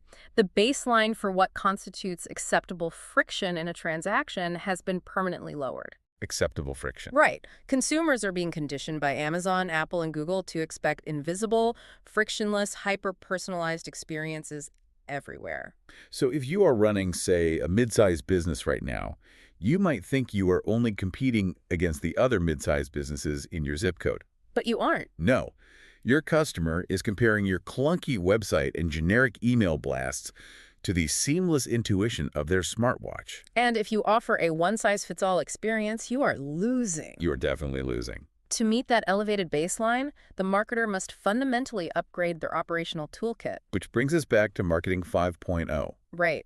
The source material defines this necessary evolution as the application of human-mimicking technologies to create, communicate, deliver, and enhance value across the entire customer journey. And the text breaks this Marketing 5.0 down into 5 critical pillars. Yes, the 5 pillars. This is essentially the blueprint for how modern businesses need to structure their teams and their technology. It is. So let's really dig into the mechanics of these pillars, starting with the foundation, data-driven marketing. You cannot execute any AI strategy without a massive, clean data ecosystem. Right, the data is the fuel. Exactly.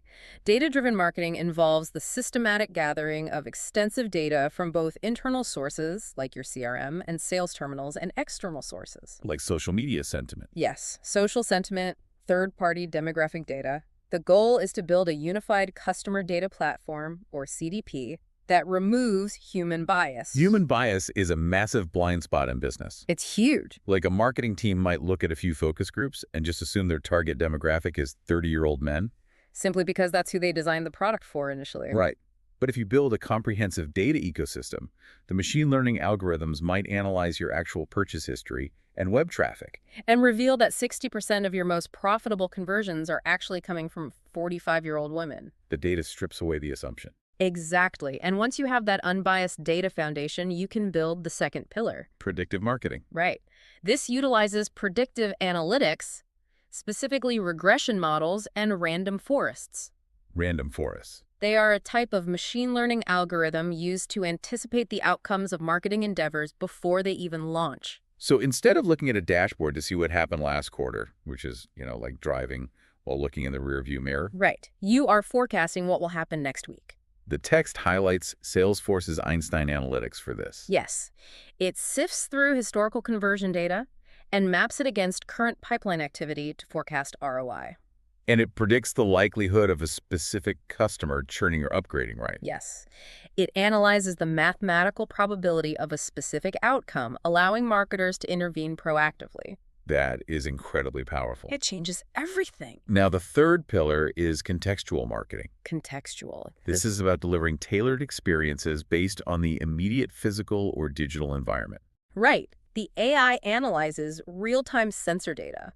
Like location via geofencing. Exactly. Location, the exact device being used, the time of day, even the local weather. The weather? Yeah, and it combines that with sentiment analysis to deliver a message that makes sense in that exact second. Okay, imagine walking past a retail store. Right. The geofence detects your smartphone. The AI cross-references your purchase history, checks the local weather API, noting that it's currently raining, And instantly pushes a notification to your phone, offering a 20% discount on the specific brand of waterproof boots you spent 10 minutes looking at online 3 days ago. Exactly. The context makes the marketing intensely relevant rather than intrusive. But to execute that level of personalization at scale, you need the fourth pillar. Augmented marketing. Augmented marketing. This is the utilization of digital technology to enhance the efficiency of human workers, right? Yes. It automates the mundane, repetitive tasks. Data entry, initial lead scoring, basic customer service routing. I always think of augmented marketing as like putting on an Iron Man suit. Okay, I love this. The suit doesn't replace Tony Stark. Right, the human is still inside. The human is still making the strategic decisions, providing the empathy, and setting the direction. But the AI suit provides the superpower to do the heavy lifting of data processing instantly. Exactly. It amplifies human intelligence. Yeah. It frees the marketer to focus on the creative strategy because the machine is handling the math. And that strategic freedom leads directly to the fifth and final pillar. Agile marketing. Yes. Because you can have the best predictive models in the world, but if your company takes 6 months to approve a marketing campaign through a traditional waterfall hierarchy... The prediction will be completely obsolete by the time you launch. Exactly. Agile marketing entails using decentralized cross-functional teams to swiftly conceptualize, design, and deploy campaigns in rapid sprints. The text points to Kraft Foods as a pioneer here. Yes, they're agile at scale strategy. Right. Instead of siloed departments where, marketing throws a brief over the wall to design and design throws it to legal. Kraft created specialized, self-contained pods. Pods. Yeah, these pods have representatives from every necessary discipline working together daily. And because they are decentralized, they can react swiftly to real-time data from their predictive and contextual engines. Exactly. They use this to compete effectively with fast-moving private label brands. Adjusting their promotional activities and inventory management on the fly based on immediate market feedback. Right, yeah. So when you look at these 5 pillars, data-driven, predictive, contextual, augmented, and agile, you realize they're completely interdependent. It is an organic system. You cannot deploy predictive marketing if your data ecosystem is fractured. No. And you cannot execute contextual real-time marketing if your organizational structure isn't agile enough to pivot when the AI flags a new trend. So for you listening, you really need to audit your own workflow against this framework. Definitely. Are you using AI just to write faster emails, or are you utilizing a continuous loop of data gathering, prediction, context, and agile execution? It's a fundamental shift. And knowing the theory of marketing 5.0 is essential, but it really crystallizes when we look at how it alters the fundamental laws of business. Right, the classic playbook. Every business student learns the classic 4 Ps of the marketing mix: product, price, place, and promotion. And AI is fundamentally rewriting the mechanics of all four. By solving a massive modern paradox highlighted in our source material. Yes, the paradox of increasing information but decreasing insight. We are generating petabytes of data daily. Consumers are bombarded with thousands of ads, reviews, and options. The sheer quantity of data overpowers the human capacity to extract quality insight. We are drowning in data, but starving for wisdom. That's beautifully said. And AI acts as the ultimate filter to extract that wisdom. Let's walk through the 4 Ps, starting with product. Okay, product. Historically, if a company wanted to know what product to make, they used focus groups. They asked people what they wanted. But human beings are notoriously terrible at articulating what they actually want. We really are. AI moves us beyond stated preferences by analyzing behavioral reality. The premier example from the text is Stitch Fix. The online personal styling service. Right. They utilize machine learning to identify a buyer's latent style and latent size. Latent style. I find this concept so fascinating. It's brilliant. I look at it like the AI acting as a digital body language expert. Yeah. Because when you sign up, you might explicitly state on a questionnaire, "I prefer bright colors, size large." But over the course of 6 months, the AI's algorithms are analyzing different data points. It notes which items you keep, which you return, How long you linger on specific photos in their app. and your feedback on the fit. Mechanically, they are using what's called collaborative filtering and content-based filtering algorithms. Okay. The AI begins to recognize patterns that you might not even be aware of yourself. So it might realize that despite your stated preference for large, bright shirts, you consistently retain medium-sized earth-tone sweaters. Exactly. The algorithm identifies your latent or hidden preferences. The AI actually knows your style better than you do because it watches what you do, rather than listening to what you say. And it goes beyond just recommending existing inventory, too. Right. The text mentions Zara. Yes. Zara uses AI algorithms to generate entirely new textures and patterns based on current global search trends. And Nike and Adidas. They use AI algorithms to let customers design custom shoes. Then they allow the data from those custom designs to dictate their future mass-market manufacturing lines. So the product itself is co-created by the AI. Precisely. Moving to the second P, price. Price too. AI allows for the implementation of dynamic pricing models on a massive scale. Dynamic pricing. Right. Algorithms analyze internal inventory levels, competitor pricing scraped from the web, and real-time demand elasticity. We see this all the time now, with rideshare apps surging prices during a rainstorm. Or airlines adjusting ticket prices minute by minute based on how many people are searching for a specific route. The pricing is no longer static. It is a fluid equation optimized for maximum margin in the immediate moment. Exactly. Now, the third P is place. Which today translates heavily to distribution and omnichannel logistics, right? Yes. AI is utilized to forecast geographic demand down to the neighborhood level. So it can predict that a specific neighborhood will see a spike in demand for, say, umbrellas and flashlights before a storm hits. Right, allowing companies to automatically reroute supply chains and preposition inventory in local fulfillment centers before the consumer even places the order. That's wild. Which brings us to the fourth P, promotion. Promotion. This is where we see massive disruption in content creation. Because the barrier to generating copy is just evaporated. Totally gone. The text highlights tools like Copy AI, Jasper, and Quillbot. And these leverage large language models, right? Yes, LLMs. They draft emails, subject lines, blog headers, and social media copy. Under the hood, these LLMs have analyzed billions of parameters of human text. They essentially predict the most statistically probable next word in a sequence based on the prompt they are given. So marketers can feed the AI their specific brand voice guidelines and previous top-performing ads. And the AI can generate hundreds of customized messaging variations tailored for different demographic segments in seconds. So when you step back and look at how AI revolutionizes these 4 Ps, one central theme really emerges. Curation. Curation. AI solves the overwhelming digital cognitive load placed on the consumer. Yes.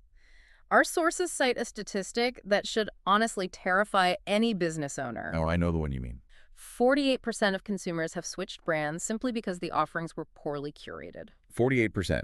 Half of your audience will leave if you make them think too hard. It is a perfect illustration of the paradox of choice. Right. If an e-commerce site presents a customer with 10,000 options, the customer does not feel empowered. They experience choice paralysis. Exactly. The cognitive effort required to evaluate 10,000 options is just too high, so they bounce to a competitor. This highlights the critical difference between personalization and curation. They are very different. Personalization is basic. It's, using a mail merge tag to put my first name at the top of an email that features 1,000 pairs of shoes. Hi, John. Here is our entire catalog. Exactly. That doesn't help me. Curation is doing the heavy lifting of evaluation on my behalf. Right. Hi, John. Based on the latent style patterns we've analyzed, here are the exact 3 pairs of shoes you need for your upcoming trip to Seattle. Exactly. Curation reduces the cognitive load. AI analyzes vast data sets, demographics, past purchases, contextual environmental data to filter the noise. So the marketer's primary job is no longer maximizing the number of choices offered. No, the job is presenting the singular correct choice. So if curation solves the problem of what to present on the digital shelf, Yeah. how do companies know what products to invent next? That's the million-dollar question. Because you can't curate effectively if you don't understand the cultural undercurrents. Right. And that requires a sophisticated digital strategy, specifically leveraging AI to listen to the social landscape. Digital strategy is where AI's ability to process unstructured data becomes a massive competitive advantage. Unstructured data. Yes. That's everything that doesn't fit neatly into a spreadsheet row. Like social media posts, customer reviews, video content, images. Exactly. Natural language processing allows companies to shift their posture from being reactive to being proactively innovative. L'Oreal in the UK is a fantastic example from the text. Yes. They deploy AI for deep social listening. They aren't just counting how many times their brand name is mentioned. No, they are using NLP to perform sentiment analysis across millions of YouTube comments, TikTok videos, and Instagram posts. They are analyzing the adjectives and emotional markers people associate with specific skincare routines or ingredients. Right. And by aggregating that sentiment, L'Oreal's algorithms can detect microscopic shifts in consumer interest. And forecast market-wide beauty trends months before they become mainstream. They aren't waiting for a quarterly sales report to realize a trend has passed them by. They are catching the wave as it forms. It's proactive. And McCormick Foods takes this proactive innovation even further. Oh, this was my favorite part. They partnered with IBM Watson. Yes, to invent entirely new flavor profiles. Watson represents a massive leap in cognitive computing, right? Huge. Instead of relying on a human test kitchen to slowly experiment with flavor pairings through trial and error, Which takes forever. McCormick feeds Watson decades of proprietary sensory science data, flavor palettes, and molecular chemistry profiles. Okay. Watson then cross-references that internal data against millions of external data points. Like online recipe trends, restaurant menus, and social media food sentiment, so it maps the molecular compounds of ingredients against what people are actively craving online. Exactly. It identifies invisible flavor combinations that a human chef might never consider. And it outputs the exact recipe for a new spice blend before the consumer even knows to ask for it. It completely upends the traditional product development lifecycle. We also see this deep analysis transforming social media advertising, specifically influencer marketing. Yes, in the past, brands would blindly partner with influencers who just had the highest follower counts. It was a total vanity metric. Yeah, Because a million followers doesn't mean a million buyers. exactly the problem. Now, AI platforms analyze an influencer's deep engagement statistics. What are they looking for? The machine learning models look at the velocity of comments, the demographic makeup of the audience interacting with the posts, and the historical conversion rates of similar campaigns. So the AI predicts how well that specific influencer aligns with a brand's core values. Ensuring a mathematically optimized return on investment. And another amazing application in the digital strategy section is AI logo detection, Oh, yes. This relies on computer vision. specifically convolutional neural networks, right? Yes. These algorithms scan millions of images and videos uploaded to social networks every day. The neural network analyzes the pixels, identifies the edges and shapes, and recognizes a brand's logo. Even if the image is blurry, partially obscured, or completely uncaptioned in the text. It captures the visual reality of how a product is utilized in the wild. Exactly. A beverage company can see exactly what their customers are doing while drinking their product. Are they at the beach? Are they gaming in their bedrooms? Are they at a music festival? It's like having a million invisible scouts sitting in every stadium, every park, and every living room in the world. Instantly reporting back every single time someone wears your team's jersey. You get a perfect real-time map of your fandom. And you can tailor your future contextual marketing campaigns based on visual proof of reality, not assumptions made in a boardroom. It's incredibly powerful, but, and there is a massive caveat to all of this technological firepower. Right. You can acquire the most sophisticated predictive models, the deepest social listening tools, and the most advanced natural language processors in the world. Right. If your organizational culture is not built to absorb and act on that data, the implementation will fail. This is the crux of the final section. Seamless integration and the new marketing culture. Yeah. The source material highlights a harsh reality. When AI initiatives fail, it is almost never a failure of the technology. No, it is a failure of business integration. Why do they usually fail? Well, AI implementations generally collapse because the firm cannot prove a clear return on investment. And why is there no ROI? Because the AI tool was never synchronized with the firm's actual strategic objectives, companies frequently suffer from shiny toy syndrome. Shiny toy syndrome. I've seen that. Right. Leadership buys an expensive AI platform, tosses it over the fence to the IT department, and says, go implement some AI. They treat it like a software patch instead of a structural foundation. Exactly. You cannot silo AI in the tech department. Successful AI adoption demands an interdisciplinary, organization-wide commitment. The marketing team, operations, supply chain, and customer service all need to be co-pilots. The text emphasizes the necessity of data maturity. Yes. This means your data ecosystems cannot be fractured across different departments. Right. The sales CRM must talk to the marketing automation platform. Which must talk to the inventory management system. And beyond data maturity, you need rigorous control protocols to monitor the AI's outputs for accuracy and bias. Crucially. And leadership has to manage the cultural anxieties of the workforce. That's a big one. It is. When you introduce algorithms that can write, copy, or predict inventory, your human employees are going to be nervous about their job security. You have to explicitly demonstrate the concept of augmented marketing we discussed earlier. Right. You have to show your teams that the AI is not there to replace their strategic thinking. It is the Iron Man suit. Exactly. It's designed to eliminate the drudgery of data entry so they can focus on high-value creative work. And when that cultural shift happens and the technology is integrated seamlessly, the results are phenomenal. They really are.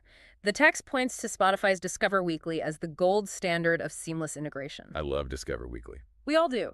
From a mechanical standpoint, Discover Weekly relies on incredibly complex matrix factorization algorithms. Matrix factorization. Right. It compares your specific listening history against the billions of playlists created by other users to find the overlapping tracks you haven't heard yet. But the user never sees the matrix factorization. No. The machinery is completely invisible. To the listener, the experience feels totally organic. Like a friend with immaculate taste handing you a curated mixtape every Monday morning. Exactly. Or look at Uber Eats. Oh, that's another great example. Their AI is solving the classic traveling salesperson routing problem in real time. Factoring in local traffic congestion. The average prep time of specific dishes at a restaurant. And the availability of drivers within a geofenced radius. But the customer doesn't experience the math. No, they just experience a hot meal arriving at their door exactly when the progress bar said it would. That invisibility is the ultimate metric of a mature AI integration. The algorithm itself is never the product. The frictionless, enhanced customer experience is the product. That is so true. So for the listener, take a hard look at your own workflows. Are you treating AI as an isolated experiment? Or is it woven into the actual DNA of how your cross-functional teams solve problems? Are your creative directors actually talking to your data scientists? They need to be, because the technology is deeply interactive, and your human teams must be just as collaborative to harness it.